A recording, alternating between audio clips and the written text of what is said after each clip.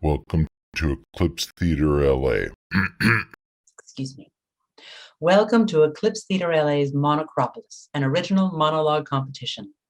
Tonight, 8 worthy artists will compete for your favor, with one emerging as the victor and the others being fed to hungry rabid piglets.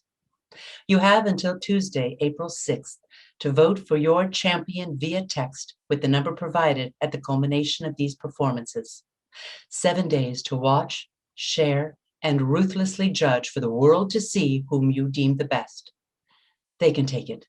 They're actors. Now, enjoy Monocropolis.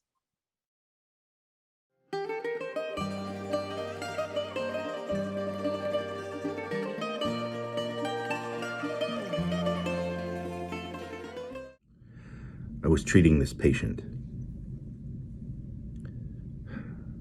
I knew when I saw her that I was kind of her last chance, you know. You begin to recognize that look after so many years in practice. And usually, I'm just happy that they come to me before it's too late. At our first session, she began to tell me about her daughter, Katie.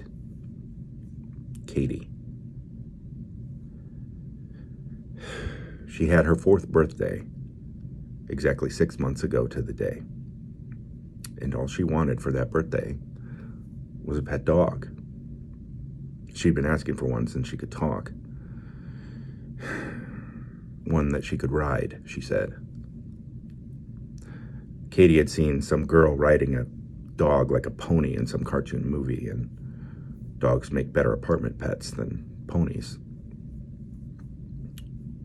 Katie's dad thought she was too young, but this young, thoughtful, loving mother got her child a dog, like so many other parents do every day. She even got it from a local shelter, just to teach her daughter one more act of kindness. And Katie spent every spare moment with that dog. Christmas came a few months later, and with it, toys from Santa. Some for Katie and some for the dog. One night, both girl and dog wanted the same toy at the same time. And that dog lashed out. You know how doctors say sometimes if it had only been a centimeter to the left or a millimeter to the right. Well, that dog struck just right and killed that sweet little girl. So now, months later, I have Katie's mother in my office full of anguish and sorrow and soul-crushing guilt, believing that it was her fault that her daughter bled out in her arms, ready to jump off a bridge or walk into traffic, looking to me for answers. Any answers, good or bad. What am I supposed to say to that, to her? All the horrible things that I hear over the years, all the selfish, perverted, twisted thoughts from entitled, self-centered pricks who think that the world is going to end because their sibling got more in the will than they did. Or from strung-out junkies who say that they really want help, but they just keep up. That I have answers for. But this woman, this mother, was a victim of her own love. In that moment, I couldn't comfort her. I couldn't advise her. I couldn't talk to her. I couldn't give her anything at all. Because honestly, I kept going back and forth in my mind, God help me, wondering if she was to blame or not. How could she be? I mean, it was an accident, right? Or was it a mistake? Or was it negligence? How can it be negligent trying to make your own child happy? Was she to blame? Actually, literally, legally. I don't know. I couldn't answer her. We've been meeting 3 times a week for a month, and I have her calling a suicide hotline twice a day just to check in. I don't think it's helping. But I have to keep going, just not because it's my job, but because I need answers as much as she does. You see, I have a daughter about Katie's age, and there's nothing I wouldn't do to make her happy. And I would have got her that dog.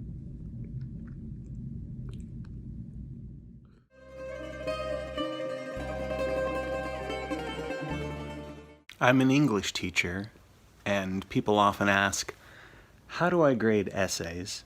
In particular, do I ever give an A+? And for a long time now, I've told my students that I will only give them 100% on an essay if I read it and I'm so moved that I cry. Now, this has only happened twice.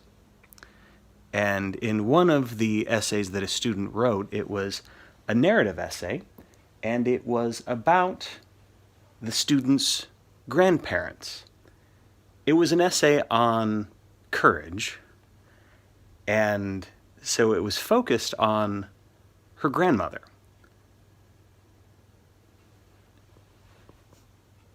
If I remember correctly, it took place in a house kind of like the house I'm in right now.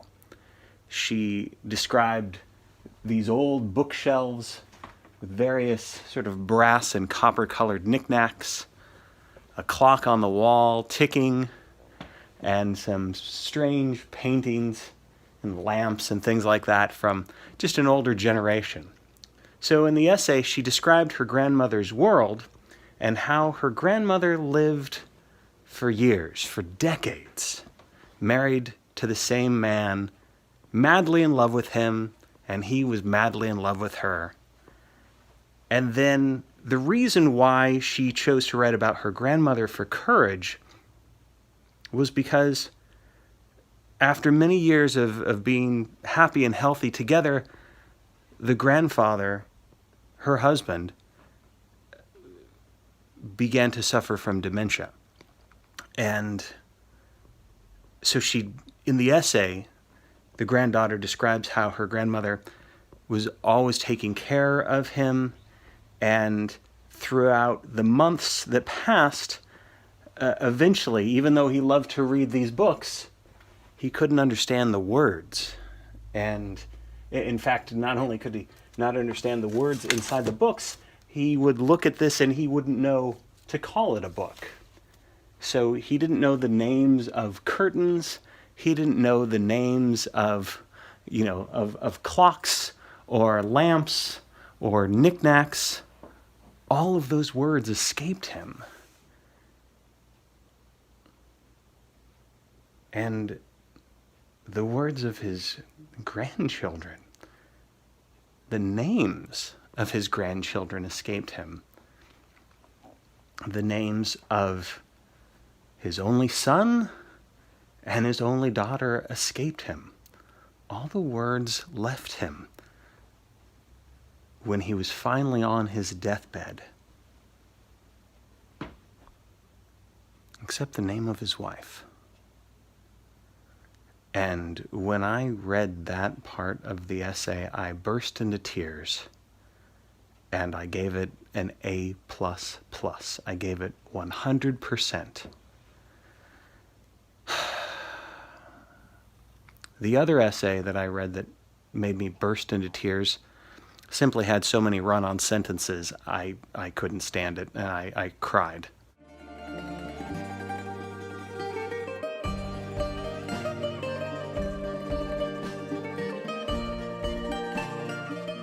Okay, yeah, Mom, I know. I'll do my laundry later. I just have one more assignment to do. Okay. Write a letter to someone that makes you smile. Smile? is there to smile about this past year? COVID, quarantine, riots, adults acting like toddlers, quarantine, not being able to see my friends, and quarantine. Smile! Why can't I just skip this assignment? Honestly, life isn't all that great in quarantine, especially lately. My cat died a few weeks ago, and I'm about to turn 12 in quarantine, my second birthday in quarantine. How sad is that? Ugh. Okay. Letter to someone that makes me smile. Okay, someone that makes me smile, not something. I can work with that, right? Mom or Dad? No. My brothers? Yeah, right, they make me smile when they're acting like idiots. Oh, Emma! Emma makes me smile. Emma makes me smile every single day. Oh, Emma. I'm a dope. Of course, Emma. Okay. Dear Emma, we've known each other for years, but we haven't really known each other until this year, huh? I'm so thankful you called me after distance learning class that very first day to tell me that you also want to go to college in New York City. We haven't really stopped talking since then, have we? Every day you make me smile. Every day I see your little box on my screen in class, and I know you see mine. And what would I do without all of our FaceTime calls and text conversations? You know exactly to say to me when I'm down, and you encourage me to be brave and try new things. I mean, within quarantine reason, of course. It's not like we go out and do things together. Don't lose sight. Don't be depressing. How does Emma make me smile? Okay. I feel like you really get me, Emma. And it's crazy because we've been able to get so close without being, well, close. I feel like I can talk to you about anything. We have so much in common, and I've never felt more supported by a friend in my life. I'm so proud of all you've accomplished as well. We are a mutual admiration club, aren't we? You know what? We totally are. I think I'd be jealous of her accomplishments, or maybe she'd be jealous of mine, but all I am is proud of her. And proud to be her friend. I wonder if you and I would have gotten so close if this whole quarantine weren't going on. What do you think? Would we have found each other anyway? I wonder. But you know what I don't wonder about? What it's going to be like when we finally give each other hugs. No masks, no fixed 6 feet apart, just us. You think our moms will cry? You know they will. I mean, who am I kidding? And you and I are just going to be one big blubbering mess, and it will all just be wonderful, won't it? I can't wait. But in the meantime, while we wait, you make this never-ending quarantine bearable, because every day you make me happy. Every day you make me smile. Love you, Miranda. I guess I have a lot in my life to make me smile.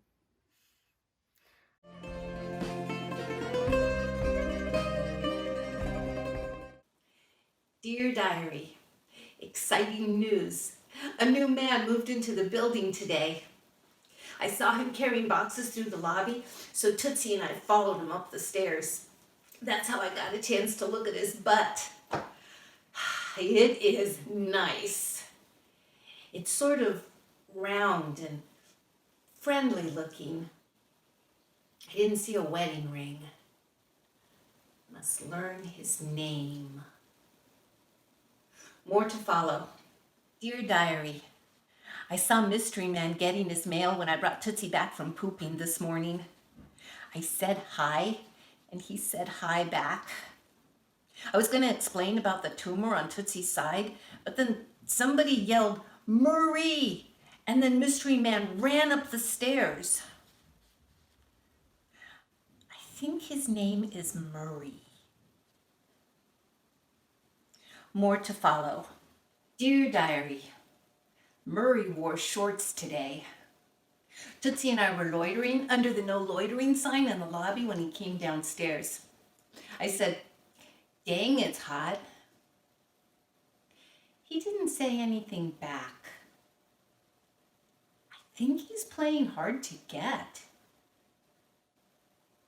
The game is afoot. Dear Diary, I ran into Murray today. Actually, it's more like he ran into me. I was squatting in front of his door, rubbing antifungal cream between Tootsie's toes, when he came out and practically fell over us. He said, "Oops." I didn't say anything back. The score is now 1-1. Dear Diary, I can't sleep. I can't eat. I feel like throwing up. Is this love? Dear Diary, I didn't see Murray today. I camped out by his front door, but he never came out. What if he's sick? What if he's dead? I'm so worried. Had soup for dinner. Dear Diary, Murray isn't dead. Tootsie and I followed him to Yogurtland, and then we hid behind a garbage can and watched him get a yogurt through the window. He sat in the back and ate all by himself. That's kind of sad, isn't it? Oh, P.S. I finally finished knitting that sweater for Tootsie. Now I'm not sure if I like the color. Oh well. Dear Diary, I saw Murray by the mailboxes today. There was something stuck between his teeth. Was it spinach? I don't know what to think. Oral hygiene is important. Dear Diary, I was doing my word jumble this morning when there was a knock at the door. I made a face because, as you know, I don't like being interrupted during word jumble time. It was Murray wanting to borrow a ratchet wrench. I told him, I don't even know what that is. Then I noticed that his right ear is bigger than his left ear. That just seems wrong. Dear Diary, I just invented a new recipe involving Sara Lee pound cake and chunky peanut butter.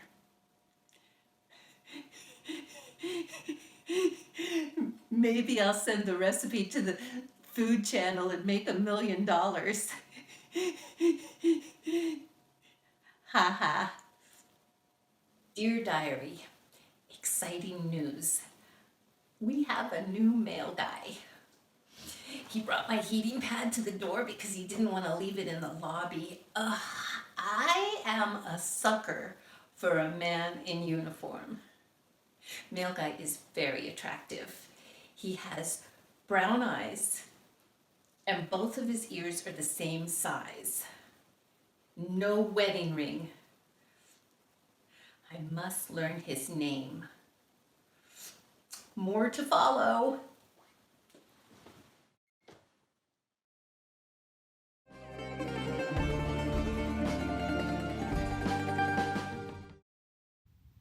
I don't know why my dad hates me. Okay, I know he doesn't hate me, but I know he doesn't like me either. And in a weird way, I kind of get it, you know? I mean, look at my brothers. Both of them are wildly successful, and everybody loves them. And me, I'm just kind of there. Like in every family picture, I'm always to the side, or I'm in the background, or I was the one taking the picture, so I'm not even in the picture, which sucks. And I feel like I'm doing everything wrong, you know? Like, I am such a people pleaser. Everything I do is for other people. Okay, it's not so much for people, it's more like to impress. But you get the idea. For example, this company that I started on my own. I made this company solely to impress my family. And what happens? My oldest brother just makes fun of me for it. My next brother is so high all the time, I don't even think he remembers my name. And Dad doesn't care. Mom was the only one who cared. She didn't care that I was into weird stuff or I wasn't into what other guys were into. And even if she didn't totally understand it, she still really supported me. She tried.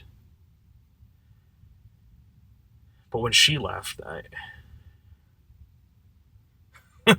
And then there's Celine. Don't even get me started about Celine, okay? I tried everything to make her happy. But I never could, okay? But I tried to make her happy.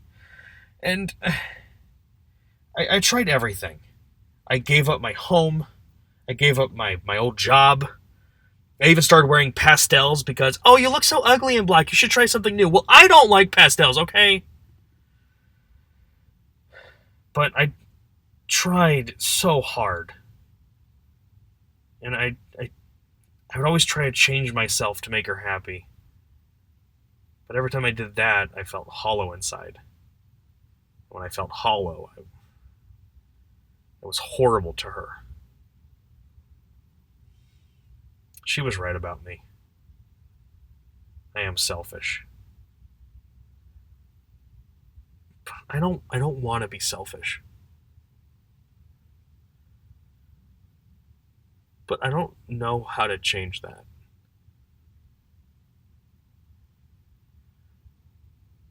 I don't think I know how to change at all. Sir, this is a McDonald's drive-thru. Oh, okay. Well, so sorry. I guess I can't be vulnerable. I have to be always so stoic. You know what? You're the example of toxic masculinity.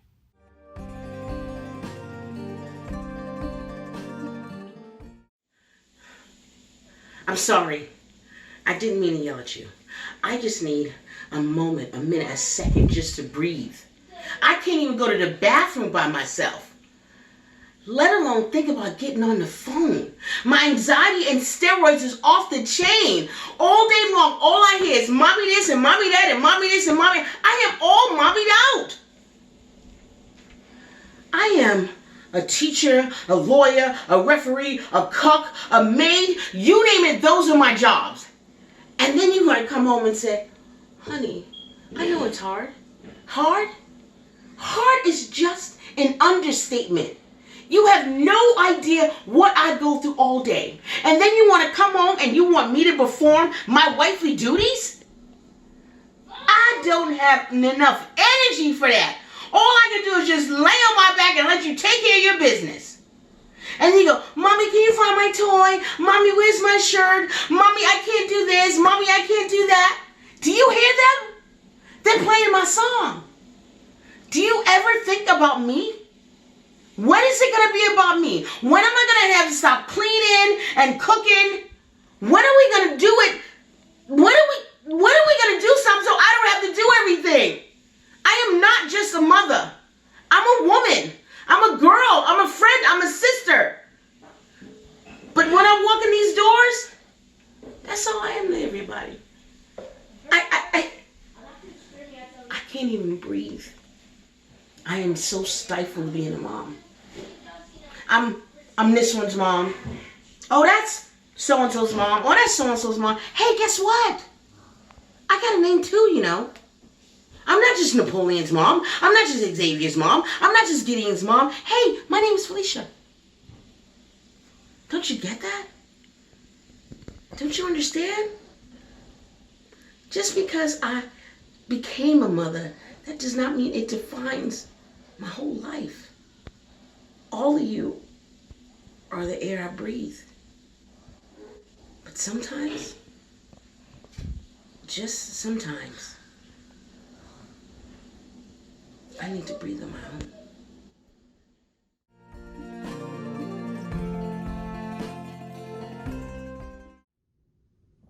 Hi again. Whoa. Don't call security. please, just listen. No, don't walk away. I need to talk to you.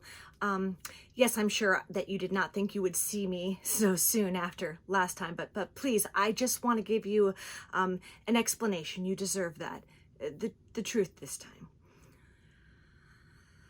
I am an addict, and you are my dealer. And yes, we had some good times.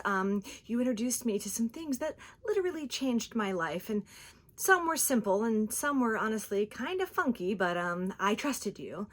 And for a while, I had it completely under control. But then the other day, after not seeing you for so long, you just came at me with all these temptations, and I just cracked. It was so overwhelming. It was too much too soon. I know that does not excuse my behavior, but oh God, this is hard to admit. My life changed while I was stuck at home. At first it was fine. I still had so many of the goodies that you gave me, and my house even smelled like you, and I saw you in everything, books and commercials and even in my refrigerator. But I was alone with my thoughts and my feelings for days on end, and those days turned to weeks, and the weeks turned to months, and I started thinking about our history and that maybe our relationship wasn't as healthy as I thought it was. I thought it was love, but really it was a sickness, and maybe indulging every single day just became too much for me. But in our time apart, you couldn't come to my house, so I had to go elsewhere for happiness, and my choices, they were very limited. I went through a serious withdrawal, but I did eventually learn to be okay with living a more ordinary life. I stayed the course for an entire year. I felt better inside. I saved so much money. I even lost 10 pounds. I thought I was happy. And then quarantine ended, and I had the freedom to go out in the real world, the new me. But I didn't go to work. I didn't even go to my parents' house. No, I went out and took a walk on the boulevard, and like a moth to a flame, I came straight back to you, my Valley Deluxe cheesemonger. In a Humboldt fog, I wandered around, taking in your wares. My senses irreversibly ignited, and before I knew it, I had picked up a wedge of my favorite smoked Gouda and put it in my basket. And then I looked down, and there was a log of herb chevre that followed. You had the new imported Morbier with notes of fig and wet cement, and I just started to sweat like a day-old Swiss cheese. My head was spinning with all the options, the possibilities, the variety. I was living on flimsy prepackaged deli slices of provolone and Colby Jack. I know. I even tried a crumbly nut cheese. Ugh. I thought I was okay. I thought I was cured of my affliction, but then you started pushing more cheeses on me. You offered me free samples of a rich Taleggio and that acidic Cornish yarg. I began to fall back into your spell, and I tried to walk away. And then with no warning, you showed me the piece de resistance, the very thing you tempted me with before the shutdown started. Your in-house raclette bar. Ah! I protested, but you didn't listen. I tried to walk away, but you insisted that I sit. I tried to resist, but one long whiff of that hot, steaming, gooey pile of deliciousness falling right off that wheel of Swiss like molten lava onto my plate, and I just lost it. I couldn't stop myself. I screamed at you for sucking me back in. I threw balls of fresh buffalo mozzarella at your staff, and I took big bites of several wrapped wedges of cheese with wild abandon, for which I am very sorry. I threw that hot blob of raclette right into my purse, and I ran away. I only made it a block or two before I fell into a gutter sobbing and just gobbled up that fuzzy raclette right out of my bag. I think I even ate some change. And that was my rock bottom. I called my therapist, I got back on the cheese wagon, and now I am here to make amends. I have chosen to forgive you, and I hope that you can forgive me. And I'm sorry, is that the white Wensleydale behind you? I haven't tried that one before. Maybe just one little slice wouldn't hurt.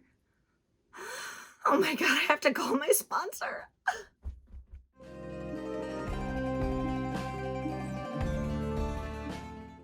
I was born at a very young age. That was the trend back then. Nowadays, it seems like kids are just born older. So, transitioning to adulthood was a little tough for me. I mean, I've been a grown-up for a long time. In fact, I was a father when I was 19 years old. But then you fast forward a few years when my kids were in school and they had to miss a class because they were sick. Their mom had to write the note for them excusing them because I felt like I didn't have the authority to do it. Although when I was in school many years ago, I wrote many a note forging my mom's name, excusing me from class.